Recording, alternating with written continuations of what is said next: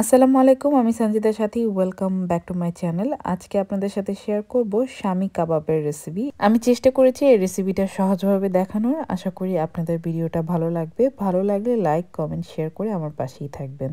তাহলে চলুন মূল রেসিপিতে চলে যাই।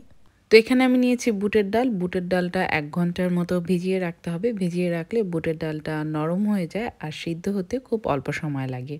এখানে আমি 1 কাপের মতো বুটের ডাল নিয়েছি আর বুটের ডালটা আমি 1 চা চামচের মতো লবণ দিয়ে সিদ্ধ করে নিয়েছি। তো দেখতেই পাচ্ছেন বুটের ডালটা সিদ্ধ হয়ে গিয়েছে, একদম নরম করে সিদ্ধ করে নিয়েছি। এখন রেসিপিটা দেখাতে আরও বেশি ইজি হয়ে যাবে আর সময়ও খুব কম লাগবে। তো আমি কি মশলা ব্যবহার করব সেটা আপনাদের সাথে শেয়ার করব ভিডিওর লাস্টে। আশা করি ভিডিওটা পুরোটা দেখবেন শেষ পর্যন্ত। অবশ্যই এই ভিডিওতে কিছু টিপসও আপনাদের সাথে শেয়ার করব। তো এখানে আমি আদা কুচি নিয়েছি পেঁয়াজ নিয়েছি আমি 1 কাপের মতো, আর নিয়েছি রসুন, তারপর নিয়েছি কাঁচামরিচ, তারপর নিয়েছি শুকনো মরিচ। যেহেতু মাংসের কাবাব বানাবো সেহেতু মাংস তো লাগবেই। তো এখানে আমি গরুর মাংস নিয়েছি আধা কেজির মতো।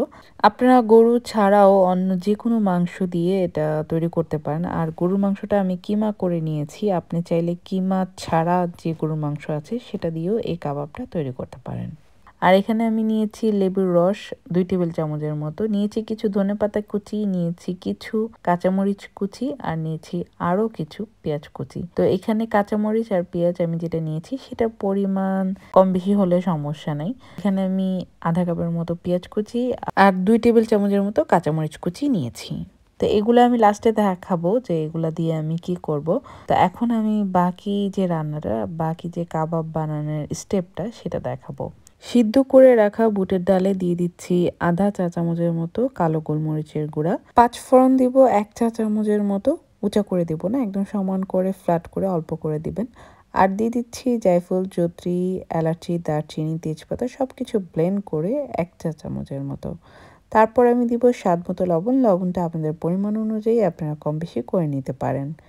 তারপর আমি বাকি যে উপকরণগুলো সেগুলো দিয়ে দিচ্ছি। এখানে আমি আদা নিয়েছি, আদা দিয়ে দিচ্ছি। নিয়েছি আমি পেঁয়াজ কুচি 1 কাপের মতো, তো পেঁয়াজও দিয়ে দিচ্ছি।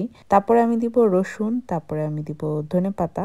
আমার কাছে আদা একটু বেশি দিলে ভালো লাগে, তাই আমি আদাটা একটু বেশি করে দিয়েছি। আপনারা চাইলে কমও নিতে পারেন। আর রসুন আপনি চাইলে একটু বেশি কম করে দিতে পারেন, সমস্যা নাই।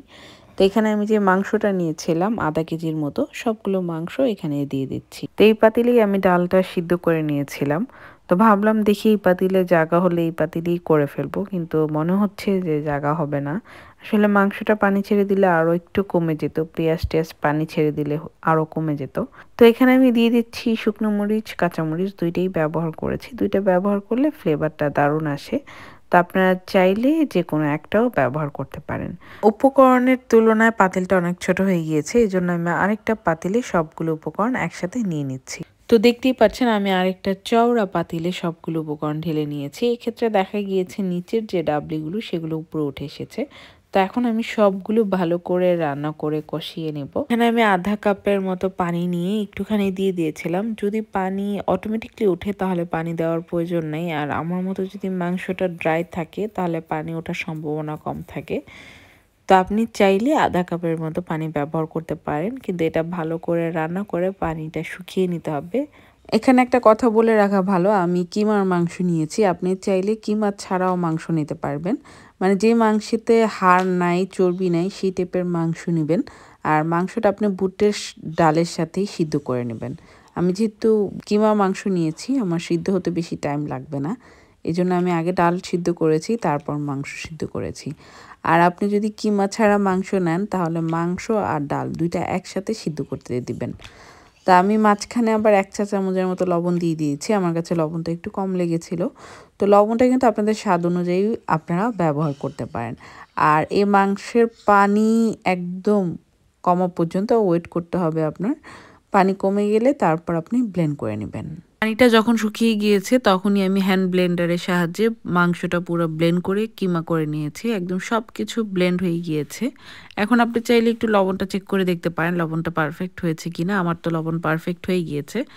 আর এটা শুকনা করে নিতে হবে, না হলে কিন্তু দেখা যাবে অনেক নরম হয়ে যাবে, ভেঙে খুলে পড়ে যাবে। কারণ এটাতে আমি আবার ডিম ব্যবহার করব। ডিম ব্যবহার করলে কিন্তু এটা অটোমেটিকলি নরম হয়ে যাবে। এজন্য এটা শুকনো অবস্থায় নামাতে হবে। তো আজকের এই কাবাবটা আমি পুর দিয়ে তৈরি করব। আর ভিতরে আমি যে পুরটা দিব সেটা হচ্ছে পেঁয়াজ কুচি। পেঁয়াজগুলো একদম ছোট ছোট করে আমি কুচি করে নিয়েছি।